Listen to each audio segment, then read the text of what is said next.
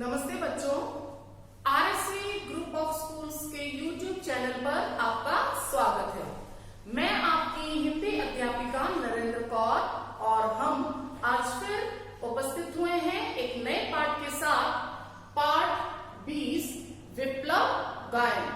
बच्चों, विप्लव का अर्थ होता है क्रांति या परिवर्तन, क्रांति का गीत। और इसके कवि हैं बाल कृष्ण शर्मा जी।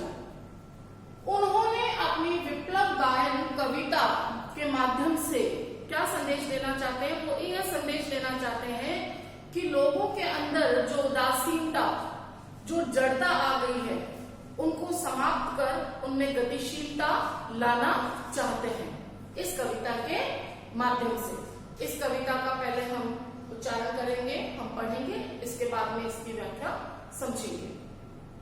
कभी कुछ ऐसी तान सुनाओ जिससे उथल पुथल मच जाए। कभी कुछ ऐसी तान सुनाओ जिससे उथल पुथल मच जाए। एक हिलोर इधर से आए, एक हिलोर उधर से आए। सावधान मेरी वीणा में चिंगारियां आन बैठी हैं, टूटी हैं मिजराबे अंगुलियां, दोनों मेरी ऐठी हैं। कंठ रुका है महानाश का, मारक गीत रुद्ध होता है। आग लगेगी क्षण में रतल में, अब शुद्ध युद्ध होता है। अब इसकी व्याख्या हम समझेंगे कि कवि कविता के माध्यम से क्या कहना चाहता है। कवि कुछ ऐसी तान सुनाओ जिससे उथल पुथल मच जाए। एक हिलोर इधर से आए, एक हिलोर उधर से आए।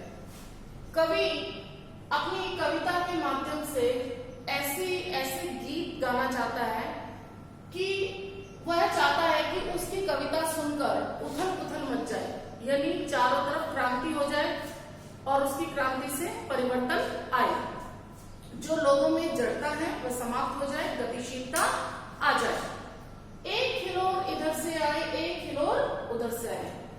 उसकी कविता सुनकर जो परिवर्तन वो चाहता है वह किसी एक दिशा से नहीं, वह चारों तरफ से, चहुं दिशाओं से परिवर्तन चाहता है। वो परिवर्तन चारों दिशाओं से होगा। सावधान, अब वो चुनौती दे रहा है। मेरी वीणा में चिंगारियां आन बैठी है। यहाँ पर कवि अपनी कविता के माध्यम से जो प्रलय में, जो क्रांति के अंदर जो विरोधक शक्तियां हैं, जो उस क्रांति नहीं होना देना चाहती हैं कि क्रांति ना हो, ये परिवर्तन ना हो, उनको चुनौतियां दे रहा है कि चिंगारियां आन बैठी है। मेरी कविता में वो जोश है, वो उत्साह है। टूटी है मिजराबे अंगुलियां, दोनों मेरी ऐठी हैं।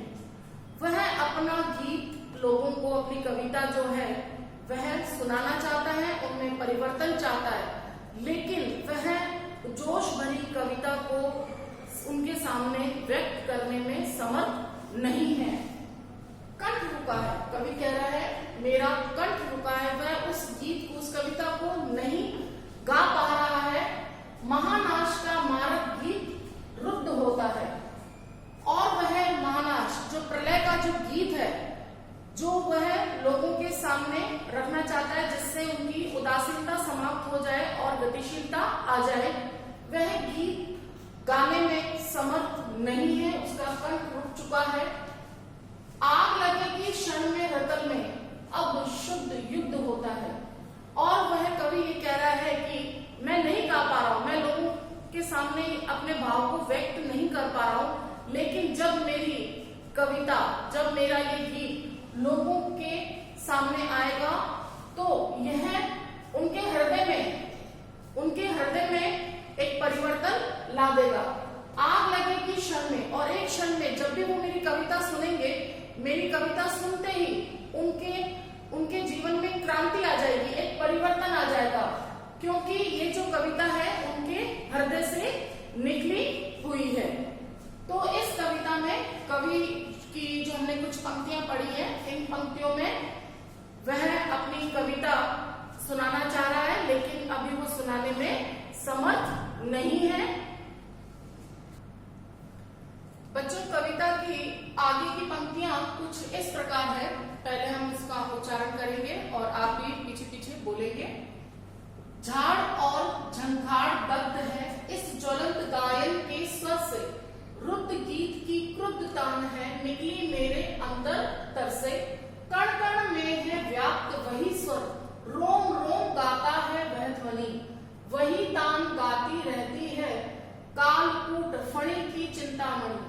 आज देख आया हूँ जीवन के सब राज समझ आया हूँ, भ्रू विलास में महानाश के पोषक सूत्र परख आया हूँ। इसमें कवि ये बता रहा है कि विकास में जो भी गतिशीलता के अंदर जो भी झाड़ झंखाड़ यानी जो विरोधक तत्व हैं, जो परिवर्तन के जो क्रांति के विरोधक तत्व हैं, वह कह रहा है कि वह अपनी कविता के माध्यम से इन सबको समाप्त कर चुका है।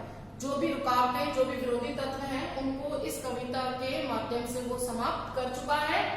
रुद्र गीत की क्रुद्ध तान है निकली मेरे अंतर तर से। और ये जो कविता है यह उनके अंतर मन से उनके हृदय से निकली हुई है। कण कण में है व्याप्त वही स्वर, रोम रोम गाता है वह ध्वनि। यह कविता जो है वो कण कण में व्याप्त उनकी जो स्वर है, कविता की जो स्वर है वो उनके कण कण में व्याप्त है और रोम रोम जो है ये कविता सुन के उनकी ध्वनि उनका कण रोम रोम जो है रोमांचित हो रहा है। वही तान गाती रहती है कालकूट फणी की चिंतामणि।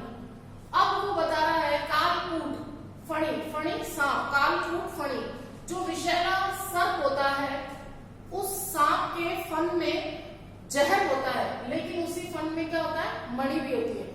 जो मणि जो होती है व्यक्ति की हर एक इच्छाएं पूरी करती है। इसी प्रकार जब प्रलय आएगा, प्रलय आने के बाद जो परिणाम होंगे वो हमेशा सुखद होंगे, वो परिणाम अच्छे होंगे। आज देख आया हूँ जीवन के सब राज समझ आया हूँ। कवि कह रहा है कि वो जीवन के सारे रहस्यों को समझ गया है।